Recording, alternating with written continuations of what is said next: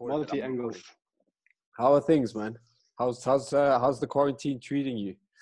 Do you okay? Well, actually, wait. Before I answer that, do you own anything that is color?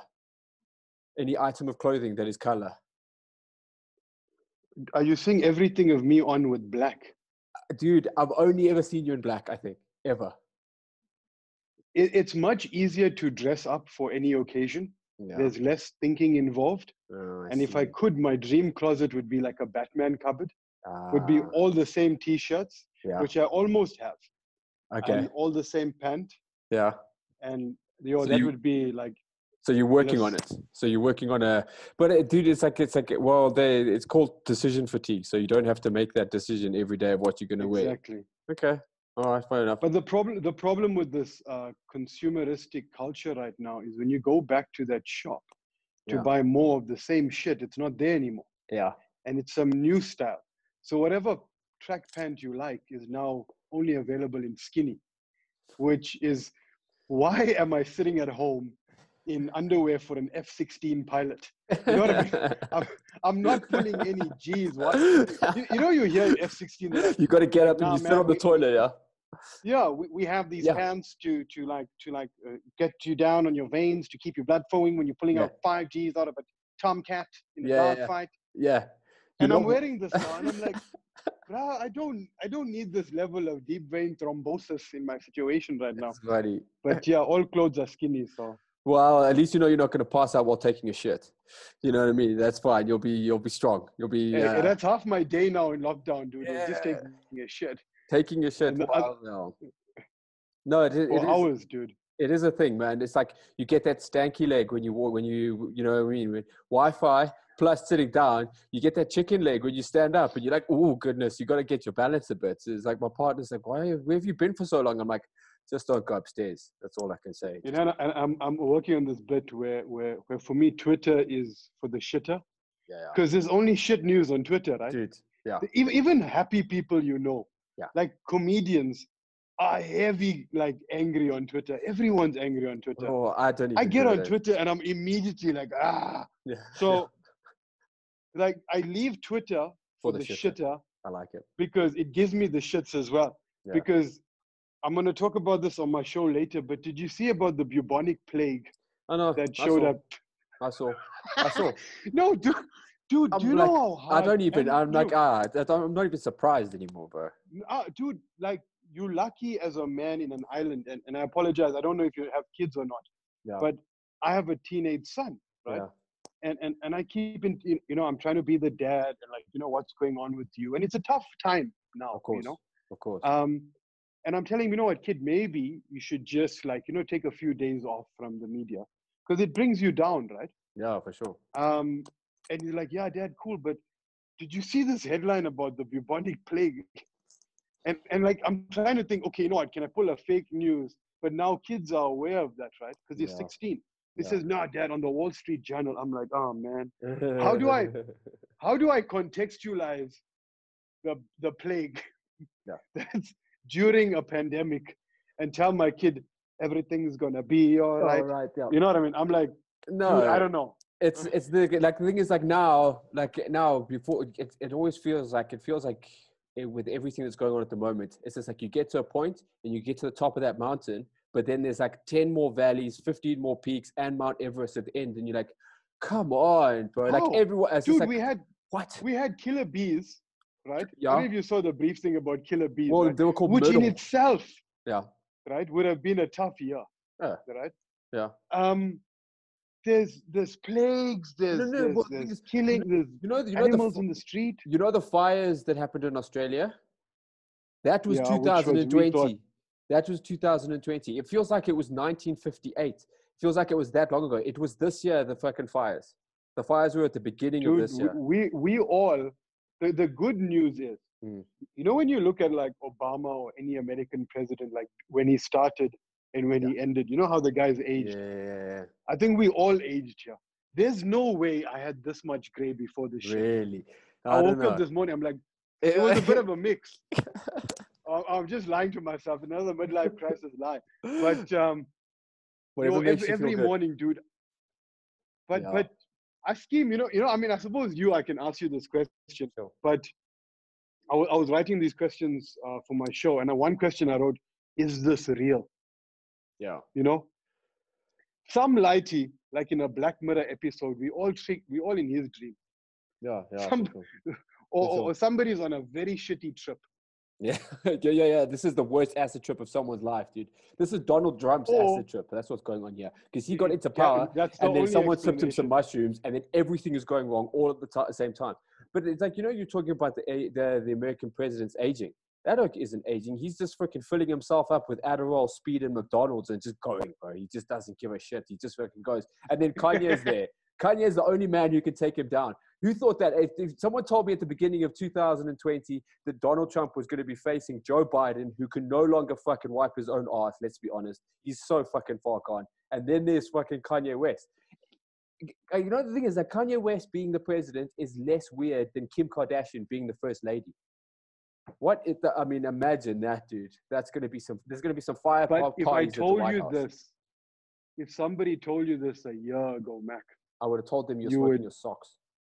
You'd be like, dude, you need help. Yeah. You probably scheme you ran into the version of the dude from the 12 Monkeys. Yeah. You're like, dude, maybe this guy's into something. Like, it'll be that crazy. Yeah. We can't, bro. Like, I just started comedy again. Yeah. Getting to the rhythm. Yeah. Sharing gigs. Hey, Monday we'd see a guy here, and Tuesday's this gig. We'd be high-fiving and doing slappy fingers. Yeah. And hugs. You know what I mean? Now. Dudes bringing random dates to comedy gigs, hoping that his 5 minutes gets him somewhere with a girl. Okay, I want to talk to you about that, but put a pin in there. But carry on, I want to talk about that afterwards. That's an interesting thing, because that's funny. No, but forget this. It's your party, and you. No. This goes anywhere, man. This goes anywhere. I love it. Like, because the thing is, you bring up so many interesting topics. So you were saying, okay, so I'll get back to the bringing dates on comedy, because there's always some weird shit that happens there. So that's a fun topic, man. That's a fun topic. But like, bro, it was like, it's weird at the beginning of the year. This is what was going on. I mean, well, actually, I'd seen you. I think last time I saw you face to face was at Funniness, and yes, it was at Funniness, and then I don't know. I think that was one of the last gigs I did that year. But wasn't it around Feb? Oh yeah, fuck, it was in Feb. It was. Was it Feb? Because I was kind of doing that as like, I'm still a lighty, right? So I was kind of doing that as a refresher towards my Parker's thing in March. Yes. And my Parker's thingy was my last one. Right. What was that, the Kamikaze? And then I was out. No, this was like after you finalists, then you got to do like a real adult kind of run. Nice. So I did the whole run with Trevor Gumby and Martin Davis. So like legit. Wow. And I was like, yo, this is starting. I'm on the way, and then man. It's like, yeah. And but yeah, that Funniness, man. Shane, that was a fun one though, man. Yeah, it was fun. I was and they said they would give us footage and stuff, but it'll be nice to see. But I went back there because there's like an awesome Turkish restaurant next to it. Yeah. Did you try it out? Was it any good? Legit. Is it? Like legit, like barbecue and bakery, and I'm all about the food, so. Okay, that's cool. Yeah, it's like, I don't look, I mean, that's why also the podcasting thing has become such a, it's a thing, man. Like, it's kind of like how you keep your skills, and I guess like how you keep the banter going. And it's like, but I mean, I'm still getting bits every now and again, and maybe I'll throw a few out on Facebook every now and again, and some crash and burn, some don't, whatever. But like, it's like the being on stage is just, it's like, I often find myself like, it's almost like going to the fridge and opening it, and then like, there's nothing in it, but you close it again. It's like that same kind of feeling of like uselessness. It's just like, I feel incomplete. I feel like I need something to fill this gap that people's laughter used to give me. It's depressing as fuck, but it's okay. The saddest one for me, speaking of depressing, is when you get that calendar reminder about a gig that was supposed to happen. Yeah, that's that's a clap, bro. Yeah. And I'm sure Cry the Toy, right? I do, yeah. And he's a gentleman, if not anything else. He's a cool cat, right? Yeah, for sure. And like he's like, hey, come along, come open for me, because he was doing his one man on the road again. Yeah. But this time he was doing Pretoria. Okay. And I spent a few years in Pretoria, and it's a different crowd, and I've been dying to try it out there. Sure. And he told me, no, you come open for me. So that calendar thing came up the other day, like, ding, Oh, tonight. man. Cried. And you know, the night you have a gig, right? You start getting nervous at like Yeah. 4, 3, I don't know, you know, I suppose I miss the nerves too, right? Yeah, but sure. you're like a little bit itchy the whole day. Every minute you like sitting alone, you're like going over your set in your head. You're Yeah. driving somewhere. You don't even know you've reached your destination and you're like still going through half your set. Yeah. No, I can do better there. Yeah. The whole day, right? I don't know if that's normal Yeah. or what. No, I do it as well. But I miss that, dude. I do miss that. too. Yeah. It's like, I miss, like, because I'm not particularly, I'm a huge introvert, and but like I like the odd hang at Poppy's, when it was still at Poppy's. I mean, that's gone now, but like the Monday night comedy hangs, and just like having a good set, coming out, and people like, hey, yeah, that was awesome. Try this, try that, and then just sitting there at a table with like people, you know, like it's like the lighties like you and I, or like you know, young people in comedy. But then there's all these other people as well, and then you just like kind of just riffing off each other, and it's just you like there's banter, and you're giving each other shit, and there's like you're just riffing on what's going on, and then the topics that come up and the things that people say, you think like, wow, this could never be said in polite society, but only the 5-10 people at this you know bench will ever hear that, and it's one of the funniest. Well, me things and my I've ever buddy, heard. we actually tried to bring that to the public. Yeah. So my best mate is this guy called Masood Boomgard. Okay. And he's been doing comedy for the last 10 years. Right. And I started in a movie that he made in Durban called Attack of the Indian Werewolf. Okay. So like along the line of Naked Gun. Yeah. You know, stupid funny. Yeah. And he started stand up with Richelieu, Carvin, you know, the whole Durban crew. Yes. So I got back in with him, and we said, listen, let's do this show online. We call it Who Gives a Shit. Yeah. And we do it on Friday nights. Yeah. So we just, you know, there's no topic really. It's a show about nothing. Yeah. So we just find stuff. And to be honest, also, the problem with a lot of that after sessions is great that it's funny to us and it makes us laugh, but you can't really use it in the public. You know? Yeah. Like I mean, as much as funny is funny, you look at a guy like Barry Hilton, right? I saw him on an interview during lockdown. Yeah. And he said, if you want to stay on the scene, you got to keep it clean. Yeah. Ish. You know what I mean? Like if you look at, I mean, like, yeah, you're right. A lot of the guys, even Seinfeld on his new special, right? He went a bit raw some places. Yeah, you know, did. Where he talks about like.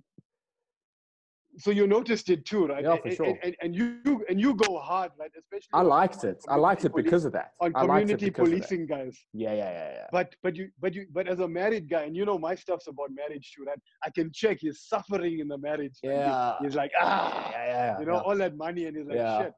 But he also like, listen, you know, the opposite species is amazing. It's great, but you know, so he tapers it a bit, which is a lesson for all of us in it, I think. Also. Yeah, it's like a sandwich. It's like a sandwich insult, they call it. So here's the meat. It's exactly nice soft slices of bread. You know what I mean? So he's like, hey, no, women are amazing except when they do this, but they're also lovely. So it's kind of like he tap dances over laser beams and you know that type of thing.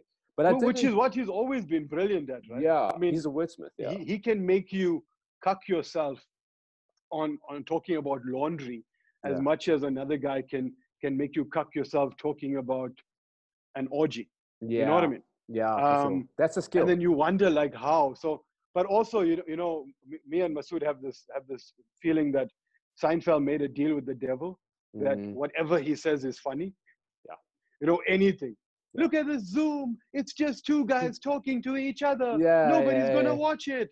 And you're like, yeah. He's got the voice. He's got the look. He's got like everything. He's just like, yeah, you're right. There's something with him, this package. But it's very interesting that you talk about that because in the episode of Comedians in Cars, when he was with Bill Burr, he speaks. Bill Burr says like, the thing is like, you have this unique ability to make me laugh and ruin shit for me at the same time. Do you know what I mean? So it's like, there's something nice and wonderful and amazing, but Seinfeld comes and ruins it for everyone because he makes you think of something that you never thought of before and why you actually hate it. And he says, he's like, you didn't get it. You think Seinfeld's all nice and all clean and all easygoing. He's not. But there's rage underneath those statements. He's an angry guy. Always was rage. Yeah. I mean, in lockdown, I'm doing the reruns of Seinfeld, right? Which is like comedy school. Yeah. And you know, I mean, okay, maybe let's be arty about it, but breaking the fourth wall or whatever. Yeah. But it's a lot of complaining. Right? Oh, for sure. Yeah. Some people call it, and I'm looking at Seinfeld, and I suppose the more you look at it technically, I'm looking at now, listen, they're always bitching too, but he gives it to you with a spoon of sugar. Yeah, you're right. You know? Yeah. Even Chappelle gives it to you with a big spoon of sugar. But because his medicine is harder. Cup full of dirt, then spoonful of sugar. You know what I mean? Yeah. When he goes into his LGBTQ, when he goes into, but oh, Dave, you can't use the term gay, but he's like, oh, I also can't use the N-word. Yeah. And you know, that came so sweetly. Yeah. And then it hit you so hard. You're like, yo. Do you know what I love? It's a sucker punch of a lesson in there. I love that because things like that, it makes me think of like what's his name? Chappelle is kind of like David Blaine, you know, like the escape artist magician guy.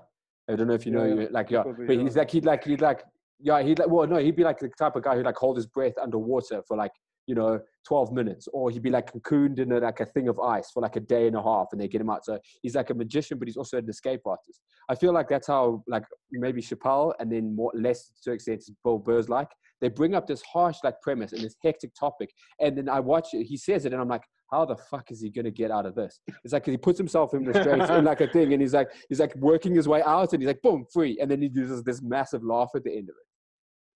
Yeah, but also, you know what I think we got to take with it is there's been a couple of interviews with Seinfeld promoting his new special. Yeah. And he talks about, he puts time in. Yeah. Like he'll sit on hoodies, right? Yeah. And he said, I'll sit for hoodies for an hour and look at everything till I squeezed it out. Yeah. You know? And on an older podcast, he talks about how he spent a year where every morning 9 to 12 was writing time. Yeah. Every morning I for a year. Yeah. I saw that. You know? And you look at Kevin Hart, right? I mean, that's just work, right? Whether he's doing his exercise or push-ups or food. You look at Joe Rogan's podcast, right? Without a doubt, right? That guy, I mean, how many does he release? You know what I mean? I enjoy Joe Rogan stuff. 3 a week, 3 a week, 4 a week. Right? I mean, he's done over 1,500. Exactly. And then he's got the guy bringing up facts there in the room, right? Then he's got somebody pumping out the key bits after each show, right? Yeah. I mean, that's pure work. Yeah. It's nothing but work. Yeah. I mean, I was watching one of these old, very funny movies, man, not even that old. And Kevin Hart had like a 3-line, token black guy character. Yeah. But he gave it energy, bro. Yeah, for sure. Like, he was like, woo! Yeah, and I'm like, shit. Yeah. And he put all his shit in there. You know what I mean? Yeah. It's also, it's work, bro. It is work, but then the thing is like, I've got to like work and then whatever you're doing, be 100% in it. So like when you're on stage, if you're doing an act out, fucking go, like believe that you are whatever it is. If your act out calls you to crawl under the stool and pretend you're a tortoise, you better believe you're a fucking tortoise for those 2.5 minutes. For sure. And it's like so there's work, but then it's just like being in it, like in it. I actually found that was my biggest problem because I sit there and I'm like, listen, I'm an older dude, and I'm like, so I can't be rolling around the stage and stuff. Yeah. And then I start seeing my favorites. I'm seeing Seinfeld roll on the stage. Yeah, he's a lot more active now. Yeah, did you see that? He's hectically. Skipping. Completely different. He's never done that shit before. He was very, I don't know if he's changed or he's trying to be more expressive. But okay, Michael McIntyre for sure. Yeah. But even, Chappelle is a bit more static, but I'm seeing that. So it's giving me a mind like, who am I not to jump around? You know what I mean? Yeah. But even like the Goliaths, you see them jumping around. Trevor does silly things. Yeah. Where a lot of guys are clowning.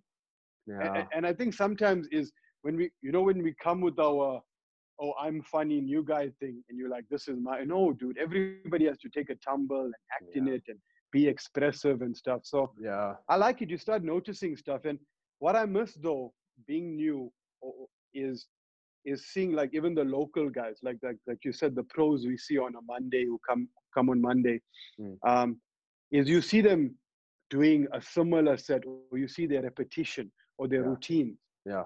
So you kind of look behind the curtain, but you're like, yo, this is just practice. Yeah. 100%. He didn't just happen upon an accountant at Parker's that night. 100%. He's used that similar vibe for like the last 6 months. Yeah. And as my best buddy says, it's called a routine for a reason. Yeah, for sure. It's 100%. routine. Well, have you ever seen Robbie Collins do? Did you ever see him do his Emmanuel bit about getting caught? Worried about getting caught jerking off, because like when you know what I mean, like no, I see, because the thing is like I saw Robbie I saw him at very like chilled out gigs and stuff like that. Okay. Because the thing is, I saw him. Just after hours kind of things. Yeah. So I saw him like try that at like it was like one of the first iterations of it. I don't know how long you've been doing it. I saw him do it at Poppy's, and then I saw him like 2 or 3 months later, and it was literally 5 minutes, a 5-minute little chunk in the middle of like a 10-minute set, and then when I saw him at like I think it was a night when he was like headlining or whatever, it was a 15-minute fleshed out story, and it had bits and tags and freaking like beats, and like, he knew every single little bit, and he'd add this, and like he spoke about Cream and getting bust by his mom, and I was just like, and I even said to him, I went up to him afterwards, I was like, I fanboyed out, I didn't know what to do. I'm like, bro, that was amazing. Oh my God. I was like, I saw it at the beginning and I see it now, and I'm like, and he's just like, yeah, but I've been doing it for months. You know what I mean? It was like the last 3 months, every night I'm doing the same bit, and I've routined it, like you said. And now it's this nice polished little gem that is like, he's got. Hold that thought. I need a timeout to get a sip of water. Can I run quick? Go for it. Get some water, sure.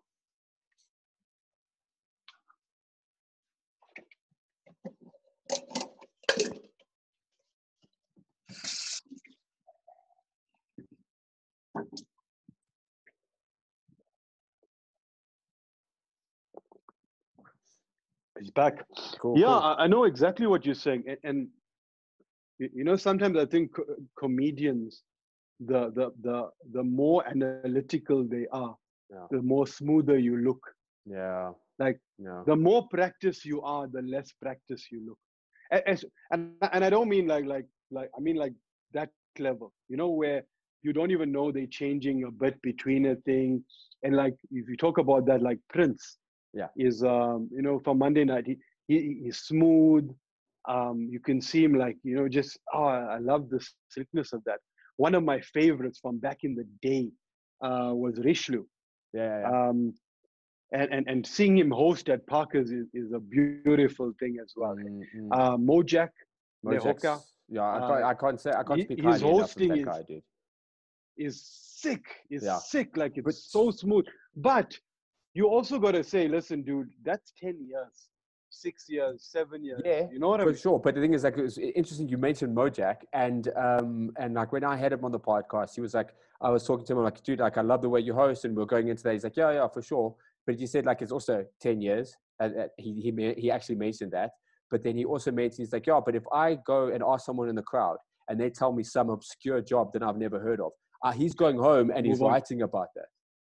He doesn't he won't be able to do anything in the moment, but he's like, shit, okay, what's the statistical analysis and data reconfigurator? He'll remember that, and then he'll go home and write a bit about it, and then next time he's prepared every time that comes on, or he'll even use it. He'll be like, oh, some dude threw out this random fucking job, this long thing, and then he's got that joke. And I'm like, wow, that's also, it's like, yeah, it's time on the field, but it's also putting in the work, not just on stage, which is like what Jerry Seinfeld says about the writing and that, in the shop, in the morning. It's so much stuff behind it.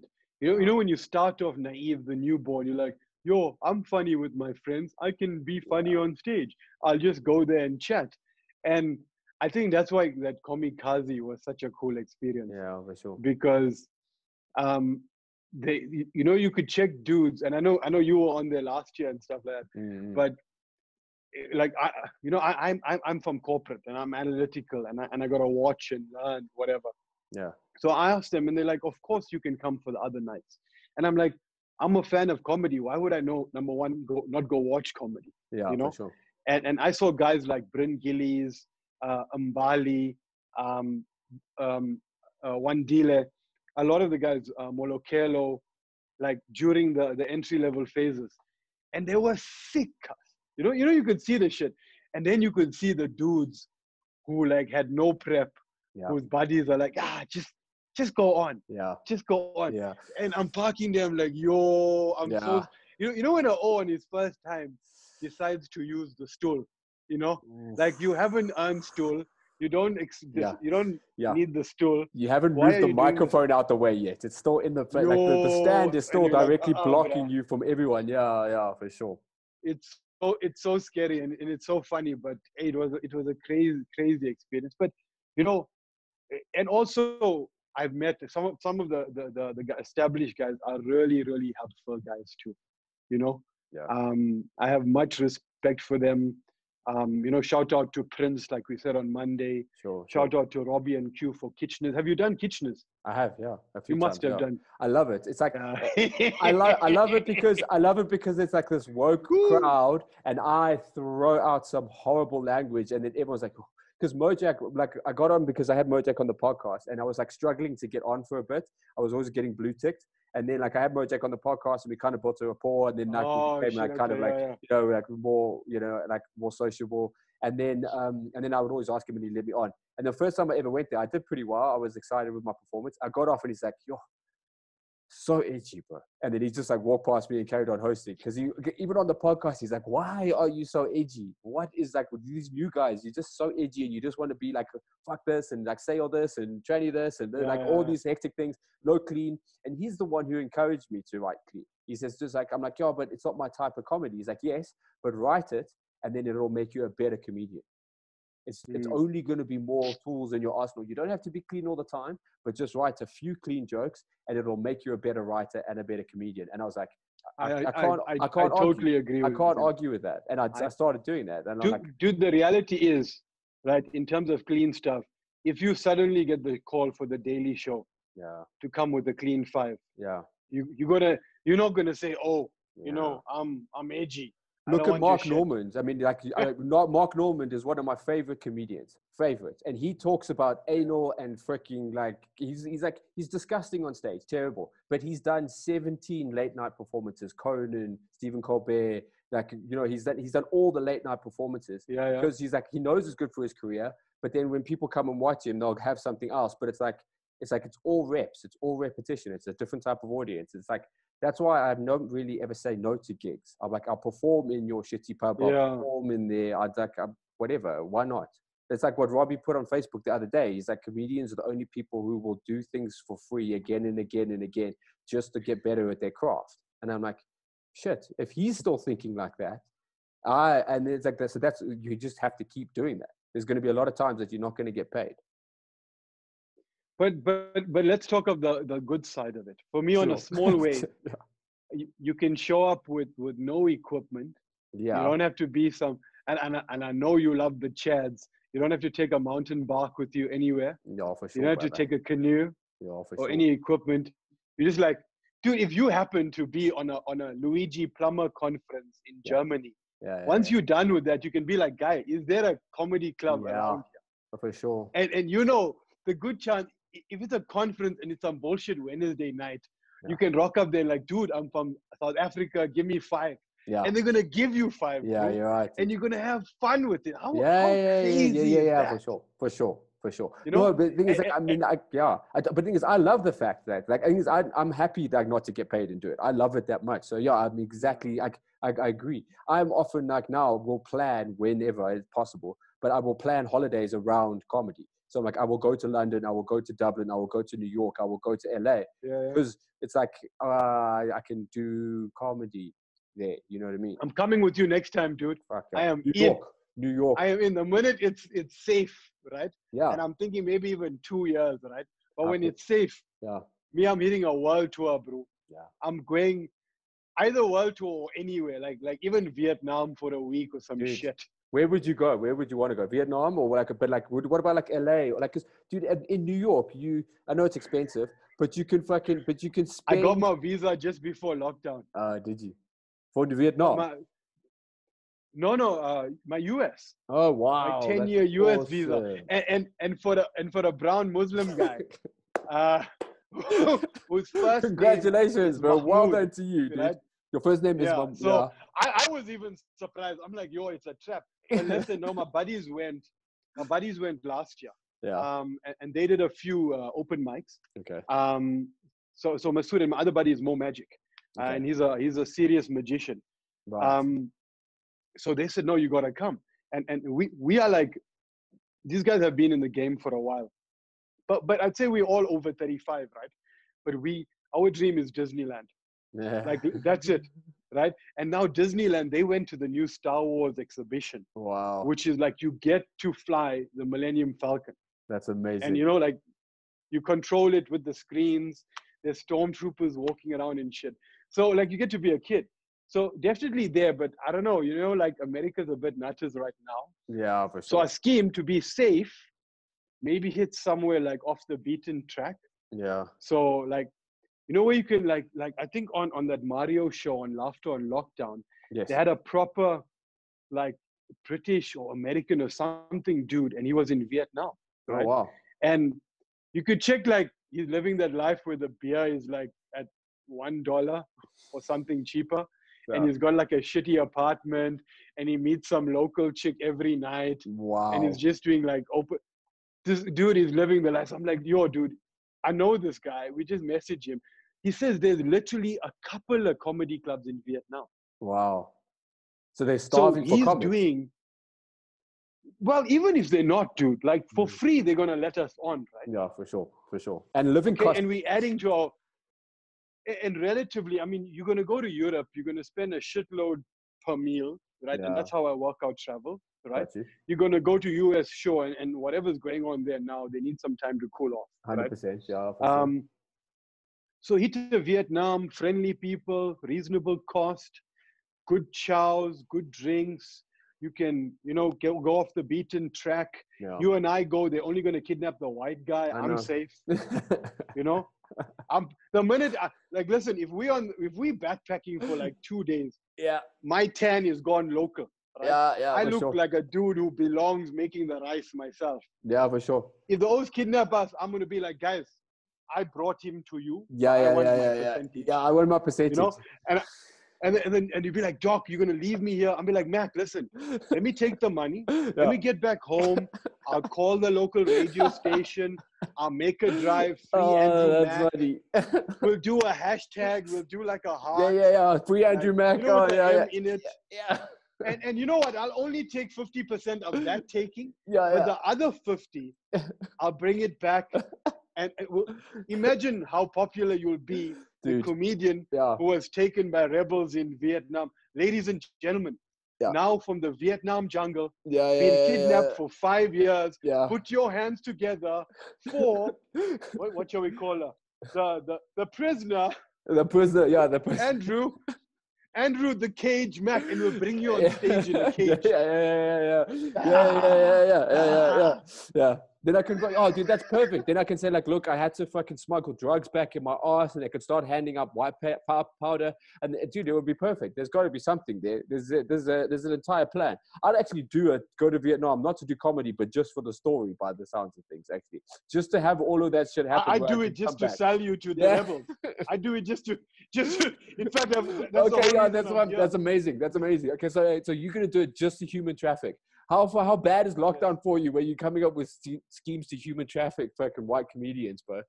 The Karens will be pissed off. Actually, you know what the thing is? They'll be so woke.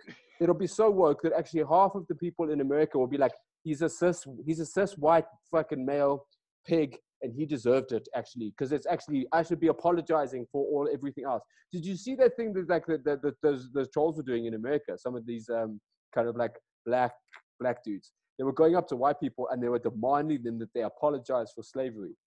And people were getting down on their knees and they were apologizing to them. Listen. It's a parallel universe when today I saw Morgan Freeman tweet a video Yeah. about a Karen chasing a black guy just walking on the street. Oh my God. And I Morgan don't know. Freeman said, Karens are freaking scary. And this is the guy who literally was in Driving Miss Daisy. Yeah. Eh, like literally. He drove the #1 Karen. He was the word. But That's he so won true. her over, and Yeah. he convinced 1958 Karen to form a lasting friendship, right? Yes. But he's afraid of current day Karens. But in another positive light, the reality is, Andrew Mack, Yes. is when we have done those weeknight comedy shows, and the average crowd, excluding the comedians, was 5. Yes. Right? Yes. I remember them. I have seen more new faces during the lockdown, or more people have seen me during lockdown. So I've done 4 podcasts. Yeah. I've done about, I think, 8 live full stand-up sets. Yeah. I've done a whole bunch of interviews, and each of them the viewerships was like 200, 500, etc. Yeah. You know what I mean? Yeah. And that's people then coming back. So, you know, a lot of things I'm seeing, and the important question here is, comedians asking comedians, is it coming back? Yeah. Is it going to go back to normal? Yeah. And I think it all depends on September, Yeah. like the numbers, because yesterday's infection rate was 10,000. Yeah. Right. I saw that. Yeah. Because I've got kids and schools are like, come back. And then they're like, shit. Don't stay away. Yeah, for sure. Because my thing is, I had to, and any parent in most countries know this, I don't know why, but when you send somebody to grade 3, you need to also send 10 boxes of tissues for the year, and toilet paper. And I'm like, if they don't have tissues and toilet roll. Oh, I thought because they were PPE? jerking off too much. Sorry. I thought it was just my mind. No, that's that age. That's that age. That's why I don't envy. That's your schools of privilege. Yeah, man. That's why I don't envy fucking mothers of teenage boys, bro. There's just fucking they're having to replace toilet fucking roll and tissue boxes all the time. Back in the day, we were too hungry to play Soggy Mari. Yeah. We didn't have a Mari to spend. That's funny. That's funny. Yeah, the Mari. Yeah, exactly. We're not going to waste a Mari. Anybody was going to mess up with a hey. That is actually such a white game. It's just like, who would waste a Mari? What the fuck is wrong with you guys? That's hilarious. Yeah, I know. We don't understand. We're like, who's got a Mari, bro? Who's not sharing a Mari? You know what I mean? Like, hook me up with the crumbs and everything. A Mari was like a public school pizza. You know what I mean? Yeah. So you break it up. Yeah. I get you. Dude, I can slice a Mari for school. But okay, so what? You have to take a whole bunch of toilet paper and shit. Yeah, exactly. So the difference is I've seen a wider audience maybe. I'm still getting a following, which is what we all hope to be getting. Yes. Because even if you, I suppose Jim Jeffries, and you do quite a unique set or a Angry Bill Burr set, you develop that following, you know, because you have to be true to your voice. And I think people are finding that. And are we going to go back? I don't know. If we don't, will this continue? I don't know. But I know that on the pressure cooker that is comedy in your brain, you need a release valve. Yeah, for sure. And if that is online for now, it's great. If I'm trying out, you know, and all of us are looking for our voice, you know what I mean? And you like Bill Burr for a reason. Yes. You like Seinfeld for a reason, and you like Chappelle for a reason. And you can like them all for different reasons. Sure. And that's why someone's either going to like you or they're not going to like you. And you're never going to change that fact, right? You're never going to win them over one night or whatever. And I suppose we just have to evolve and take it to a new format. So I'm enjoying that. Yeah. For sure. And the reality is, we would never have this conversation under normal circumstances, because we would be sitting there and waiting for our 5 minutes and going through our set. Yeah. Well, that's what I love about the podcast medium is that's why like I started like the whole podcast network and like all that shit is because it's like this is the future. This is how I consume information, and then I also disseminate information this way as well. So, but also it's like this is one of the opportunities. It's like how often do you get uninterrupted, however long, hour conversation with another dude with similar interests? You know what I mean about comedy? Doesn't happen. Everyone's always looking at this fucking phone. You know what I mean? Everyone's like kind of like But it's either disengaged. it's either 140 characters or like Joe Rogan was telling Bernie Sanders, Yeah, it's all a soundbite. yeah, It's exactly, all out of context soundbites. So exactly. if you want to know somebody, sorry, I'm punting here, but I do a Yeah, show yeah, called go, The go, Late go, go. Show. And I was watching other great shows like Mario's Lockdown Show, Yeah. and you know, he was meeting great people, but I knew there was something behind it. You know, Mm, some comedians I wanted to know more. yeah. And now that we're all here, and there's another hashtag going about save the artist or whatever. Yeah. But I'm speaking to musicians now. I'm speaking to dance instructors. Oh, wow. That's awesome. Even similar to your category of community policing, I'm speaking to personal trainers. Uh, Mhm. and find out what make these people tick. Yeah, You know what I man. mean? Because I think right now, everybody's going to some cuck, bro. Everyone And the is, man. worst thing is, the cuck you're facing is yourself. Yeah. You Yeah, know, for sure. is your own voices. Everybody is now kind of like a comedian. You're just sitting there and you're only answering your own self in your head. Yeah, but that is funny. But I don't know why. But you're like, shut up. Is it I funny? don't leave Is me it alone. funny? But is it? But that's the problem. Is this is like, is it funny? But fuck, I don't know. Oh my word! And it's like that neurosis gets you. But like, this is the thing. It's like these medium and this whole thing is like it's awesome. But if this is like you're saying, you're getting a following, and I think that's important because that's what comedians want. That's what they want at the end of the day. It's like even if this gets your following, and eventually in September, or even if it's in 2021, we come back and we're like full shows, and coronavirus has been beat, and the bubonic plague is dead, and whatever. But then the thing is, like that following that you had when you go to that city, town, whatever, where they are, they'll remember you because they're following on Instagram, and you can say, "Hey, I'm here," and then maybe they show up to your gig. So it's like it's Maybe, all, you know. maybe. But I'm looking at a lot of, I mean, you talk about podcasts, but Yeah. even other content creators Yeah. are now looking at crowdfunding stuff. And Patreon's a good it one, man. makes, Patreon is a good one. I mean, besides specific to this format, because I Yeah, saw yeah, yeah, even for sure. PayPal has a recurring payment, and and there's Quicket, a lot of local guys. I'm looking at that stuff, but the concept of, listen, I like this guy's vibe, right? Yeah. I like his cock. I like the message he's saying. Or I find it entertaining. In whatever way, if it adds value to me, can I buy him a cup of coffee? Yeah, And for exactly. me, that's it in a nutshell. Exactly. And I say that on my show, and I'm gonna patent it. Is buy me a Nando's roll, Hmm. you know.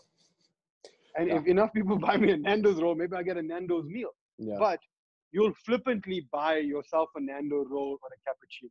You know, Yeah. it's $1, it's 15 rand, whatever. Yeah. But I mean, look at your traditional, we'll say, satellite sort of entertainment, right? Yeah, for sure. I am if I want, right, can be entertained on Instagram from 4 p.m. to about 2 a.m. the next morning. Yeah, for sure. If Because I it's follow the right people. yeah, for You know sure. what I mean? Well, that's just Even if locally. I That's don't. just locally almost. Like No, dude, exactly. yeah. I don't know if you've been on international, but I could get on yoga in the morning for free, Yeah, right? yeah, I can have some housewife show me how to make a mutton curry, yeah. or a bunny chow for lunch. I can find a chef who shows me how to make a pistachio lemon cake, which I actually saw yesterday. I'm gonna try Oh, that also for you with your dessert. baking. What the hell, bro? So it's just like that's also something. I'm like, I look at this baking, and I'm like, no, that's not dark. And then I'm like, holy Dude, shit, that dude. is. I'm like, I'm looking at these. I'm like, this looks amazing. Your kids must be diabetic, bro. Those things, oh, that looks so good. They will be. My kid actually told me today, Dad, I'm afraid you might lose a leg. I'm like, kid, you know what? I'm sitting here and I'm thinking, Mac, dude, you know what? The day sucks so much. Yeah. If a brownie is going to add a smile to you, have Fuck a brownie, yes. cuz. Fuck yes. Have a brownie, bro. Fuck yeah. You know what I mean? Like, Yeah. if it's that or just running through the street and crying, Yeah. which is Yeah, what we yeah, all yeah, want to yeah, do. Yeah, for sure. Because the truest thing I saw was this tweet about we somewhere between, am I under panicking or over panicking? Yeah. We don't know. Yeah. Like, am I literally supposed to be here on my knees, or am I supposed to be, oh, this is gonna pass? Yeah. And I always wondered, like, what were the O's doing in World War II? Like, one day, like your cuck's going down. Yeah. weren't they self-aware? Were they that doff? They I just think that's what carried they're gonna on, look man. back They at were just us. walking over the dude, like the grannies were pulling their trolleys over the dead bodies in the Yeah, streets but of at least there Manchester. was rubble here. Now, Yeah, there's no now rubble our here. biggest struggle Yeah, is takeaways and trying to buy cigarettes. yeah. Yeah, but it's Whoa. like I'm probably such a tyrant with regards to the whole sweet stuff because my partner's pregnant and it's like we've been going through this thing and like I've been like, no, got to be healthy, fruit and veg only and this and that. She's like, for fuck's sakes, please can I have a fucking 5-star bar? Can I have a chocolate, please? Okay, let me explain it to you. Is it your first child? Yes, it is. Yeah. Okay, so you are but a naive soul. I don't So know. my son is 16, almost 16. My daughter is 13. Let me explain this to you. Do you like science fiction? Love science fiction. Yeah. Do you like the movie Aliens? Yes. Yeah. Sigourney Weaver, right? Yeah.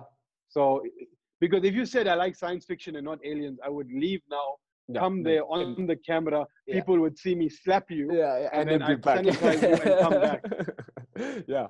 Live, no, for sure. right? But imagine, right, this creature in you, right? Yeah. It's taking over every part of your body, Yeah. right? She's not in control of anything. Yeah. It's an alien invasion, cuz this thing is taking priority. You know, you learn about symbiotic relationships. Yeah. This is not that. Okay. This is alien. This is inside using every resource. Sometimes it'll just press a button that says chocolate. Yeah. Right? And if you don't supply the chocolate, it'll kick you in the spleen continually. Right? Yeah. I used to see soap disappear from my wash basin because the pregnant person in the house would eat the soap. What? Hectic. Right? I've heard from friends that a dude would wake up in the morning and he'd go brush his teeth, and his pregnant partner would say, "Don't you do that because that's the sexiest smell right now to me." What, toothpaste? No, the smell of his morning breath. Whoa. You don't, dude, it's a total alien takeover. If she says she wants donuts covered with a mayonnaise. Yeah. Go get donuts. Don't ask questions, just get it. Yeah. Don't even ask what type. If you think you want tangy or Miracle Whip, get both to save yourself. Yeah, because that's the problem though. You. That's the problem is because the thing is I'm not being killed, but there's like because then also it's like oh no, but I want to do this and I want to do like I'll be completely honest. So some of the things I am not interested in, if I'm completely honest, I'm like, let's just get the stuff. We get it. We just get it. He's got somewhere to sleep. We've got it. He's fine. I'm like, I don't care what color it is, as long as he fits in it and it's like height adjustable and we can do the things with our car seat as long as he's safe. No. I'm like, amateur. But it's gotten me into so much trouble because the thing is, I'm not there to. The difference between the right cot and the wrong baby cot is 6 hours and 3 broken fingers, bruised elbow, and a cut to your jugular. There is. My cuz gave me a baby sleep cot, right? That you gotta twist, grip, click at the same time. You know when 2 guys launch a nuclear missile in a movie? Yeah, that's easier. Right? That's easier. Yeah. Dude, from the time my kid was born till my kid was like 3 years old, whenever I had to put this cot away, I had to call my cousin. Oh, to because tell you how there's to do no it. human. I sit there and click and click and click. And dude, you know what? If a guy tells me, "Oh, bro, I do Iron Man," I'm like, "Cuz, you haven't done iron shit till you went to a mall, right? And a strip mall, and a few other nice shops, and assemble and disassemble that pram throughout the day. Put the baby from the seat into the pram, click it in, take the pram out, put all the groceries back in the pram, put the baby in the seat, bend over your back, clip the pram." Oh man, never. Okay. I look at babies and I'm like, yo, I would like to have more spawn, but I made myself a promise. The 58th time I jammed my finger in a pram. Really? So you're like, never this again. is it. As you was like, I will never have fucking children again. Like you're probably like monosyllabically saying it as you slamming your finger into the thing. No, you've got the right hand motion, but I'm punching myself Yeah. in my reproductive Yeah. organs at that time. Hey man, a vasectomy is only painful once, boo.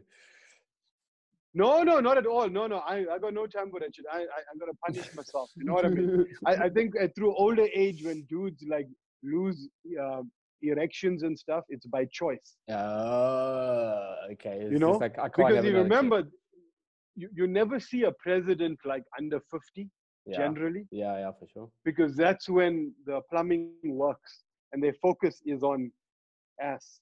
Right? Yeah. Once your dick stops working, you're like, I want to take over the world.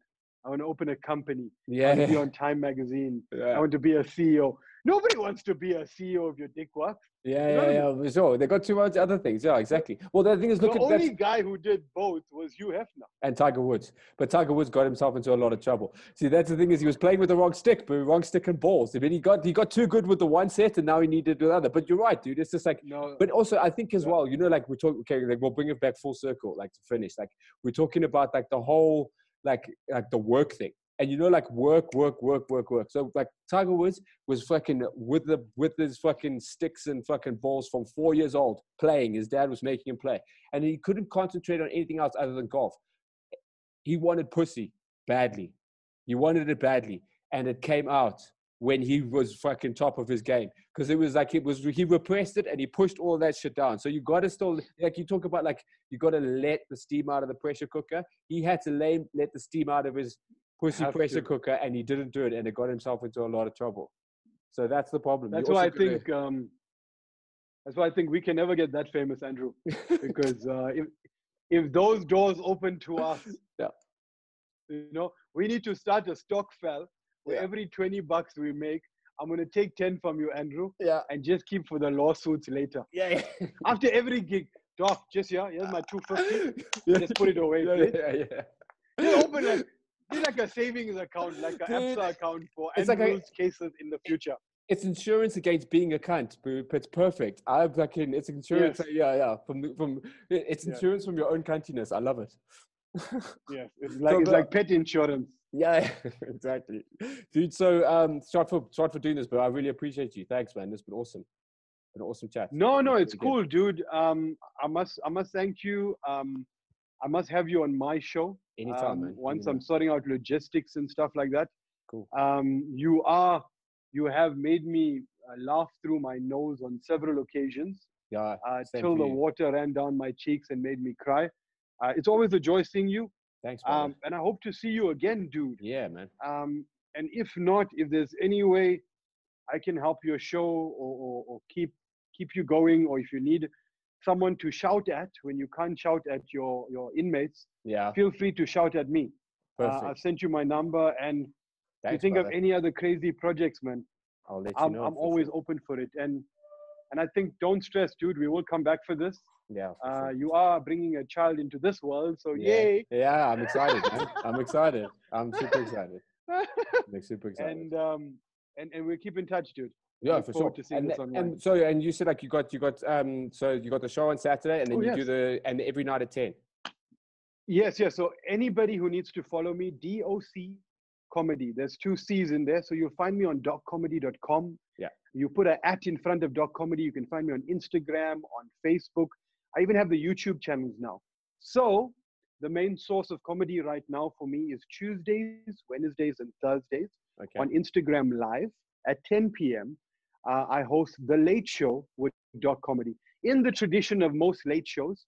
There's going to be a musical segment.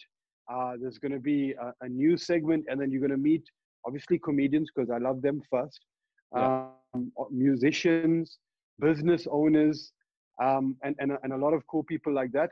And then you'll find the replays and stuff on Catch Up on YouTube and Facebook. So, but follow me on DocComedy, and when we're back, I hope to see everybody at the show. And thank you very much, Andrew Mack. Thanks, man. Appreciate it. Chat to you soon, Doc. Peace out, dude. Peace, be well.